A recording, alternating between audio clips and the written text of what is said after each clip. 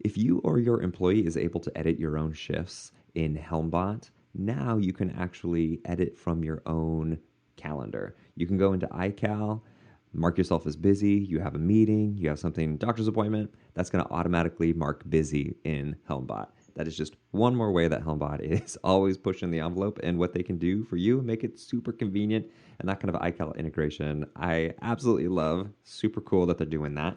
And if you're not using them already, go to helmbot.com, check them out, see why it's such a great fit for you.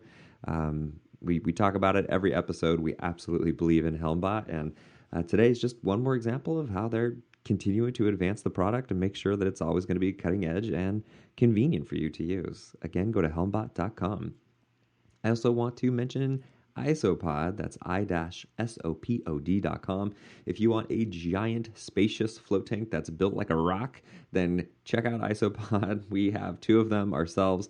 We started out with one, and when we were replacing one of our old float tanks, we knew that we were absolutely going to go with a new Isopod because it was just so darn functional for us. And what's the word? Just what's the word for just somebody totally relaxing at the side of their float tank when they check it out. Whatever word that is, the relief they experience, that's what we love about our isopods as well. Sprawl out in that float tank, go swim laps. It's a great one. i-sopod.com. Again, tell them we sent you, and let's start the show.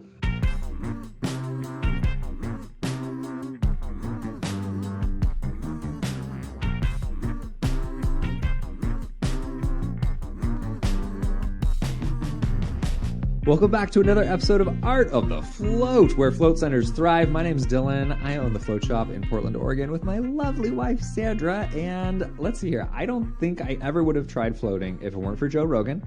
And I have not listened to him. I've probably listened to 2 episodes since opening our float center 10 years ago. My name is Gloria Morris, and I own Float 60, and I've listened to Joe Rogan for many years, and I think it's because of Joe Rogan that my husband originally heard of floating as well. So, yeah, I have been listening to him for a long time.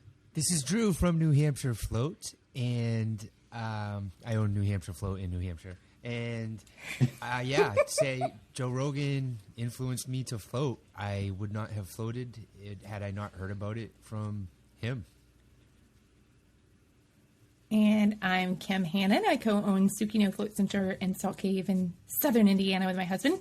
I don't think I've ever listened to a Rogan episode. I do remember when he hosted Fear Factor back in the day, I think. So I knew him as that guy, yes. Although I never watched that show either. But I think my husband listened to some of his floating episodes, and that kind of helped push him into being interested. But I don't know, Rogan's a human somewhere on the planet, whatever. Yeah. Can I just jump in and say that I forgot to mention this. I don't listen to Joe Rogan now, but I used to listen to every single episode. It was can't miss listening for me when I first started listening to podcasts, but too busy to listen to a 3.5 hour episode of some guys smoking weed, getting drunk, and talking about aliens at this point. Yeah. So what's funny, the last few times I've listened to it, it's been maybe 1 or 2 hours of solid discussion and one-on-one conversation, and then they end up going online and just browsing the web for the last hour and talking about it. And it's wow, that's some compelling podcasting. Anyway, so what you're saying is we should try that right now? We need more filler. Yeah, that's what people have been requesting. Longer episodes, less content, more filler. Yeah, thank you, Kim. Okay. We are not doing an episode on Joe Rogan, as much as that makes it sound like we are doing that.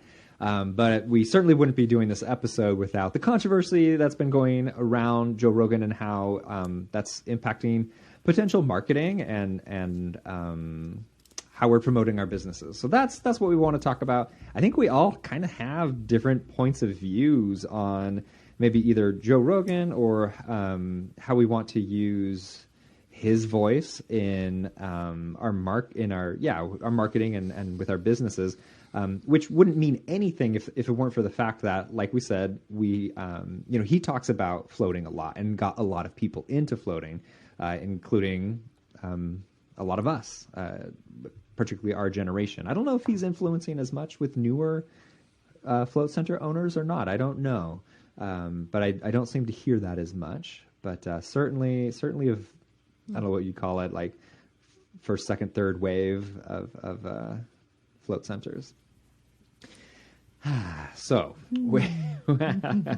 but Dylan, this definitely speaks more to the idea of how you align your business, who you align your business with, and how your community perceives that. Because obviously, some communities might not have an issue with certain things, while others may, where there might be a more liberal community versus a more conservative community, and then there's Texas, right? Like that's its own. Just kidding, Texas right? People.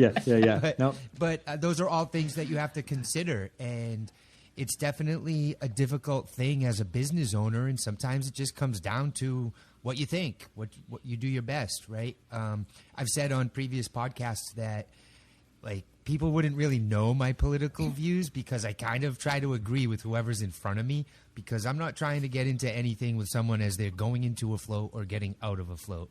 So I just agree with whatever. I nod and say, yeah, cool. And just try to be likable. And it's hard now if you're going to use, and a lot of people do, like Joe Rogan for floating, or someone who may be controversial in an ad, in a commercial. There's a lot of stuff going on online these days. When you find out that someone might have done something in the past, how do you react to that? And it's not the easiest thing as a business owner, especially if your personal beliefs might conflict with others' personal beliefs, right? So it's kind of a hot button topic these days. I know, gosh, I hate to step into this silliness, but like the term cancel culture is super hot right now. But I feel like it's something that has happened as long as I've been alive. And I remember when I was younger feeling like, oh man, I can't believe Nike dropped somebody for whatever reason. I'm trying to think of some good examples, and they're not popping up right now. You know what? This is a very weird left field one. We'll totally cut this from the pod. But I remember being a kid, and when Pee Wee Herman was canceled, like my parents kind of explained it to me a little bit. I mean, I wasn't super young. Why did he get canceled? I have no idea. I'd have to Google it. But actually, I think he was doing some Googling in a public space, and I think that was the problem. And were you really not aware of that? So anyway, he had a kids show, and he got literally canceled from TV, and I was like, why are those two things associated? Like, it didn't make sense to me why he was even canceled. So,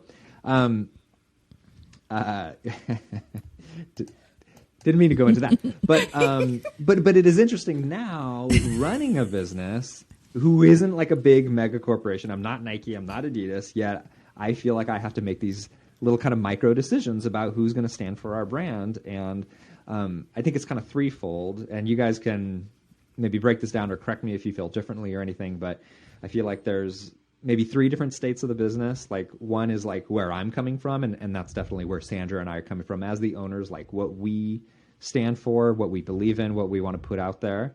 And then there is our employees, and they're kind of the next shell of that. Like their value system is extremely important. And then there's our customer base, and who we would want to attract into our business as well, would be kind of the third layer of that. And I think all three of those can influence what you're doing. Does that resonate with you guys, or? Yeah, it definitely does. I've found in the last few weeks, I've been, really kind of examining how people are behaving as it relates to our advertising. And I ended up, I too, Drew, want to make sure that when somebody comes into our space, and that means like even our airspace on the web, on our social media, we have to think of that. It's not just when they walk into our studio, but we have to almost protect our guests when they're online looking at us from the divisiveness that's going on. And so even though I am somebody who's followed Joe Rogan, and I credit him for influencing my business and certainly other businesses that I know in the float industry, I made the decision a few weeks ago to pull his ads. We're part of, a network that has these ads, and we use his likeness because of his sentiment towards floating. And that's all, right? We do not want to align to what he believes left or right or in the middle. That's not what we're talking about. We're talking about floating. We're talking about a service that helps people. And so that's where I like to keep it. But when I feel like it's not in alignment with that, and maybe the perception from the customers are taking it a different way, the perception is reality, right? And so that's why I made the decision to at least preserve our space and make it free of that kind of controversial discussion that's going right now. And it's unfortunate, right? Because at the same time, I feel like there's so many people who would like to see that, but at the same time, I'm trying to, just keep this a place of peace. When I think of my float center, I want it to be a place of reprieve and just somewhere people can go to kind of get away from all of this chatter. And that's kind of my position. And if I may it, add, if that makes sense, we have a business that's open to the public. We've had some really bad people. We've all had bad people come through our doors and float, and we don't necessarily know that about them. But the more you put yourself out there and have those conversations, the more you can learn about people that you may not necessarily agree with what they do outside of your float center, right? But you're running a business, in my opinion, when I run my business, it's not to get into people's personal lives. I'm there to provide them a relief from their personal life, right. Not to get involved in it. Yeah. Right. So there are subjects I just won't talk about. Right. The more neutral, the more Switzerland you can be, in my opinion, the better for your business. Oh, interesting. Oh, wow. Interesting. Drew, I didn't necessarily see you taking that route for this conversation. I thought you were going to be a little bit more like, yeah, that's, I'm a fan. I believe in him. And I don't necessarily, I'm putting words in your mouth. This is just what I saw coming. And I'm the bro that's who on I the want. show. Right. And that's who I want. I'm comfortable attracting that into my business. And like, if that offends you, then so be it. And if that makes you gravitate towards this place, then that's cool as well. I echo everything Gloria just said. It's definitely, I have my personal opinions, but I think the people who weren't listening to Joe Rogan, didn't like him anyway. And the people who have been listening to him aren't going to stop listening to him because of the latest controversies. And it's like, I'm not going to waste my energy getting upset with people and defending Joe Rogan. Like, he doesn't know me. I don't know him. He has a place in my history of my float center and my personal float journey. And, that's it. But yeah, I try to provide that space where the redneck who's into guns and live free or die, that's New Hampshire's motto, can float at the same time in a different room as the I won't get it. An opposite person. So I just want No, how would you describe it? I'm sitting here thinking, I'm like, I probably just offended some people, and now I don't want to be like that. But why stop now? Well, it's an interesting thing. Like we don't, our clientele, it's maybe like once every 6 months, someone will come in and say, I heard about floating through Rogan. It's so minimal for us that honestly, he's not even on our radar. And I have no problem if people listen to him or not, or whatever. I'm very uneducated on, everything that's going on, honestly. But I think it's a really important question for us to look at is this an issue that we should be taking a stand on? And not, even if it's not like, as an industry, we as business owners need to figure out what issues are we super passionate about? Where do we draw the line? Where, what are the issues that we would absolutely say, I will not tolerate that in my business, or this does not represent my brand, or this is something that I am very passionate about that you are trying to support. There have been so many things in our culture, in our society that have happened, especially just since 2020. And everything from the pandemics to racial tensions to, riots, like we've had everything in the past year and a half, 2 years that there have been some things that I think some of us had to kind of make some stands about, or choose to stay neutral, or, really identify like what issues we are passionate about, what issues do we go ahead and risk our business, risk our reputation if it's something that is that important. And, as business owners, if you haven't done that, I think you really need to have some of that reflection time to figure out what is super important to you, that you do need to, hold true on what you will or won't say about something.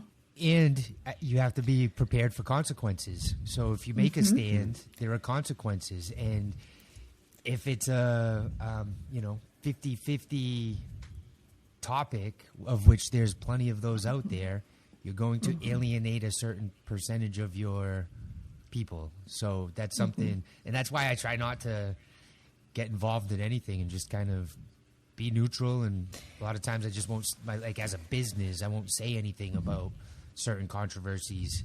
And no one's ever been like, hey, how come you didn't say something? Like, no one cares what my business, my float business says about these hot button topics. Yeah. But some people represent their business in that way, and that's fine. But you have to be prepared that you might upset certain people and you might align others. But that's, I guess, one of those beauties of being the business owner. You get to make those decisions. Go ahead. So I was going to jump in, and I completely agree with your position, Drew. I take this exact same stance here. I was raised in a family business, and I specifically remember my Italian grandmother telling me, like, there's certain things you don't talk about to your customers, and one was religion, one was war, if I can't remember why that was at the time, and the third was politics.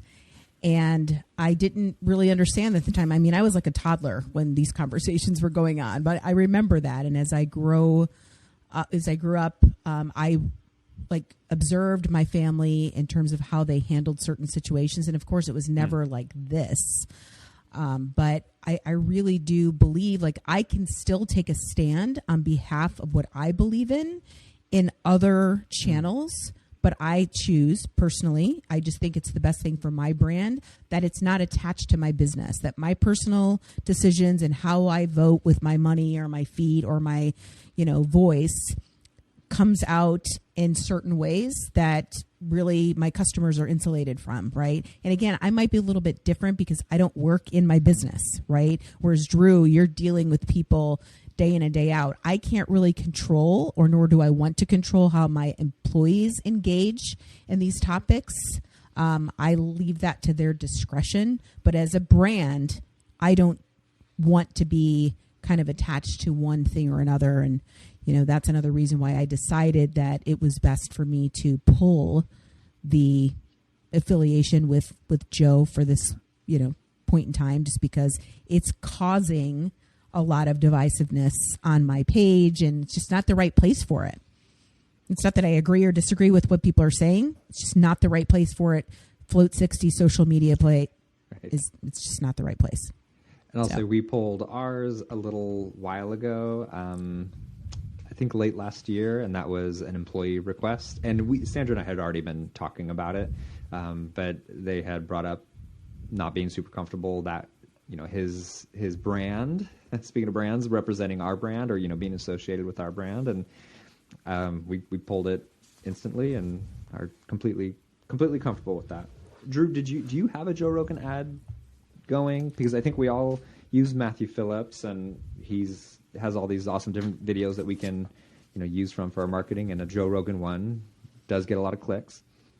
I don't think so, but I for sure am thinking, as this conversation has been going on, that I need to reach out to him tomorrow and just confirm that.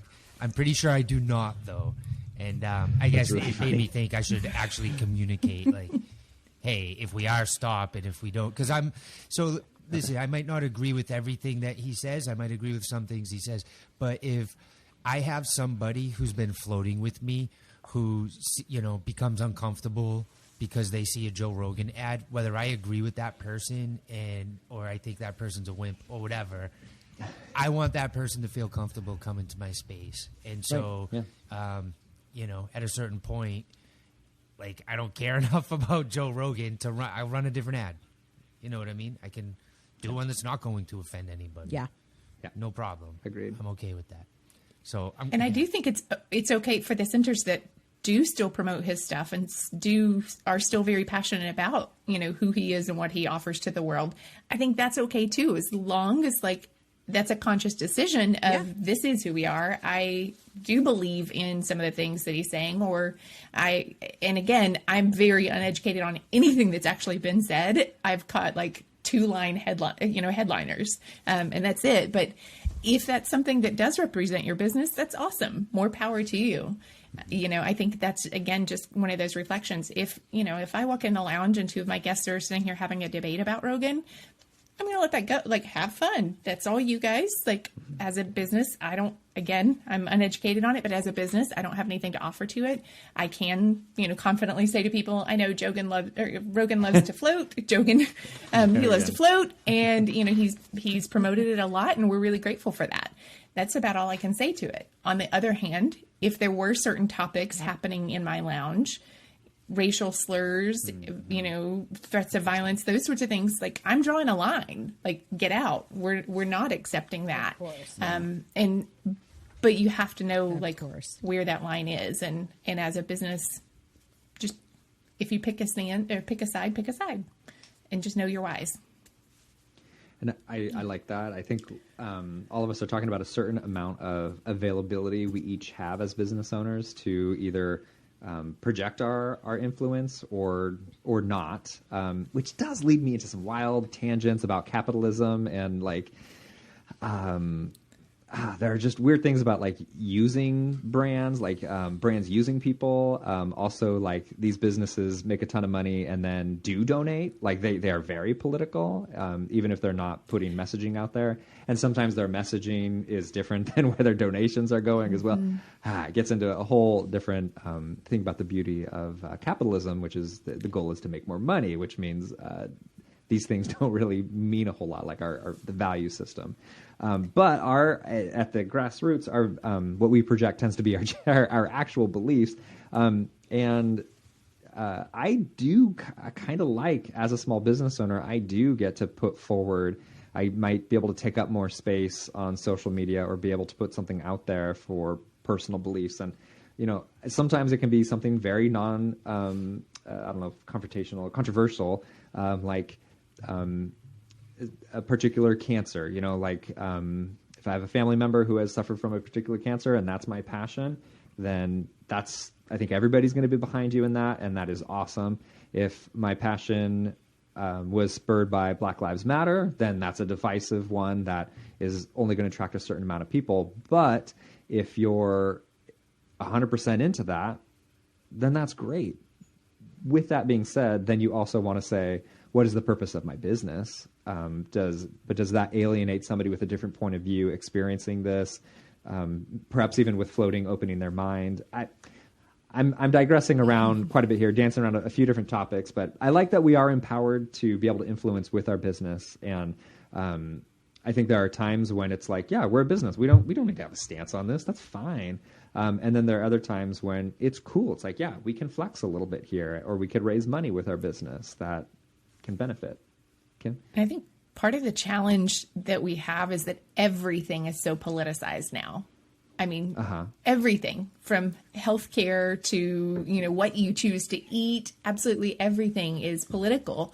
And it's so ingrained in our culture at this point that you have to pick a side, and it's always us versus them, that we forget that this whole gray area exists on, all kinds of issues.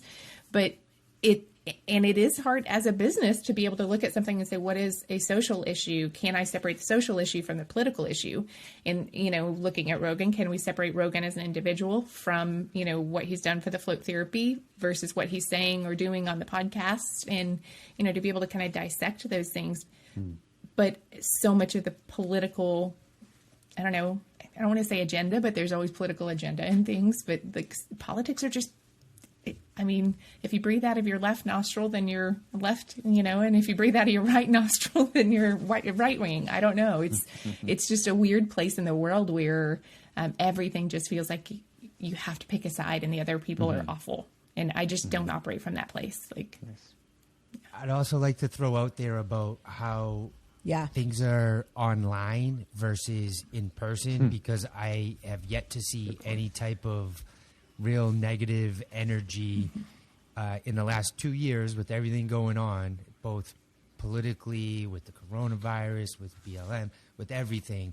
I've never had any like negative issues in my float center, but online I've seen a ton of those. And the example I just want to give real quick, and this is why I don't get involved in a lot of this stuff online. I have a local community Facebook page, and there are businesses that try to generate more business by posting on that page. And every single time there's always somebody who just dumps all over them and talks about how horrible they're. And there's these losers who just sit in their house and are online to spew negativity and hate, and nothing is going to appease them. And so that's why I've been asked if I wanted to be promoted on like local town websites, and I said no, because people will start, bashing floating, and I'll get fired up, and then it would just become a thing, and it would be worse. I'd rather not be involved in that, and the people who this is for can see it, and I'm not putting myself in the position to have to deal with the backlash that's going to take up my time and my energy and give me anxiety and make me lose sleep. So I just try to stay out of it, because the online world is a really gross world these days. That's the keyboard warrior thing is for real. Earlier today, I had to hide a comment. We have an ad out that about floating, and some lady just said, tried it, hated it. I was like, okay, thank you, and hidden. You had to tell us? Like, you couldn't keep that to yourself? No, because she's probably hopped up on pills and having her second glass of wine at 11 a.m. It's like, let me get after these people. Like, people just are so miserable. True. They project. We've lost our entire audience. Sorry, guys. No, I'm just kidding. You know what, though? No, so it's funny. I have a little bit of a different opinion on this, and I don't know where I read this, but it was in some book many years ago that, businesses that have perfect reviews and all accolades, sometimes it's very valuable to throw in or to, let lie a comment that is not positive. And I believe that. And I read reviews sometimes, and I see people who, didn't like it and were opinionated, and I let it go. And I normally see people jump in to then say, but I loved it, so it's kind of an interesting dynamic, but I definitely don't let it get to me. At first I did, Drew, and I can totally feel this. I was offended and just took it personally. And sometimes it still happens, don't get me wrong, but thank God those are few and far between. But I kind of like the back and forth. I don't let it bother me anymore. It's just like normal to see that and I on think every business. All of what we're talking about, we all come from a space of having been around for 4, 5, 6, 7+ years. And I do think the landscape's a little different now, where I would be a little less offended these days because I've been open for 4 years, and I'm not really worried about that person. And I know there's other, but if that was like the first 6 months of me being open, I'd be like, no, you're going to destroy my business. Yes. Yeah, totally. Totally. Yeah. It's probably, we're about to hit year 6 next week. And congratulations. Yes. Damn. It's surreal. It's crazy. Thank you. Yeah. And I'm much tougher now in terms of those comments. They don't bother me as much. So I think you're right. I think if it's your first year, I mean, it's still your baby. Totally. But man, and how you're cool is it sensitive that that the time. landscape has changed so much in 5-6 years that I agree. I think Kim had said it earlier, or maybe it was Gloria. I don't know how much Joe Rogan is influencing floating as much as us float centers who have been open for years, who have tens of thousands of combined people that we've touched. Even if they came in because of Joe, their experience was because of us. So now they're out there spreading, and the butterfly effect of that now compared to what was around even 3 years ago, 4 years ago. I feel like maybe we as the community are the ones who are doing a better job of spreading floating at this point, whereas 10 years ago, it was Joe Rogan and his platform, you know? Just a thought. That's a great point, Drew. I love that. And I think that's a note we should go out on unless somebody has some hard... that was great, Drew. Thank you. Yes, let's continue spreading our influence out there. And you know what, guys, this has been too intense. I don't think we should ever talk to each other again. You guys' points of views, I just can't handle it. Moving on. Hey, this has been fun. I apologize to anybody if this wasn't the controversial episode you were hoping for. But fun to discuss this kind of stuff through the lens of a small business owner. This has been really fun. Thank you, guys. A few thanks I want to give out here. Thanks to you, my co-host. Thank you. Always such a pleasure to see you guys. And now on video. Gloria, you can't. No. This is a video podcast now. You can't just turn off your video. Everybody's tuning in to see Gloria. Ay, Dios mío. Okay.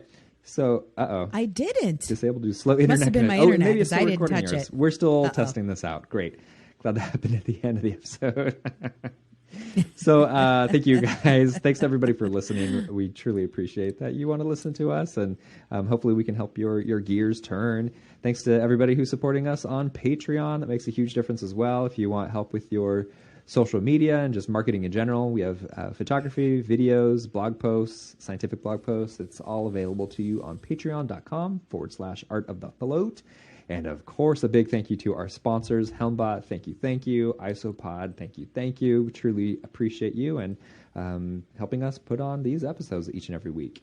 And we could not move on without giving a big thank you to our illustrious Olga. Thank you so much for helping us with the show. We truly, truly appreciate you.